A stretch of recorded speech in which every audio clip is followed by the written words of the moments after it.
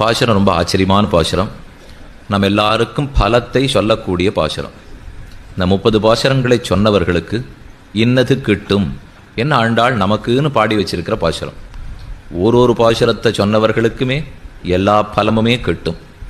அதுவும் 30 தப்பாமே இங்கி பரிசுரைப்பார். அவர்கள் பெரும் ஏற்றத்தை சொல்ல ஒண்ணாது. வங்கக் கடல் கடைந்த மாதவனை கேசவனை திங்கள் திருமுகத்து சே இழையாறு சென்றிரஞ்சி அங்கப்பரகொண்ட வாற்றை அணிபுதுவை பைங்கமல தண்டரியல் பட்டர்பிரான் கோத சொன்ன சங்கத்தமிழ் மால 30 தப்பாமே இங்கிப் பரிசுரைப்பார். ஈரிரண்டு மால்வரைத்தோள் செங்கண் திருமுகத்து செல்வத் திருமாலால் எங்கும் திருவருள் பெற்று இன்புறுவர்.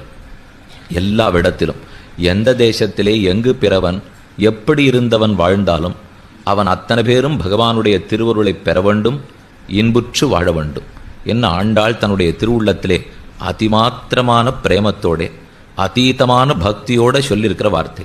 திருவாடி பூரத்து சகத்துதித்தாள் வாழியே, திருப்பாவை 30 செப்பினாள் வாழியே, பெரியாழ்வார் பெற்றெடுத்த பெண்பிள்ள வாழியே, பெரும்பூதூர் மாமுனிக்கு பின்னானாள் வாழியே, 140 முன்னுரைத்தாள் வாழியே, உயர் அரங்கற்கே கண்ணி உகந்தளித்தாள் வாழியே, மறுவாரும் திருமல்லி வளநாடு வாழியே, வண்புதுவை நகர்கோதை மலர்ப்பதங்கள் வாழியே என் இந்த ஒரு பாசுரத்தையாவது சொல்லி வாழி வாழின்னு பாட வேண்டும்.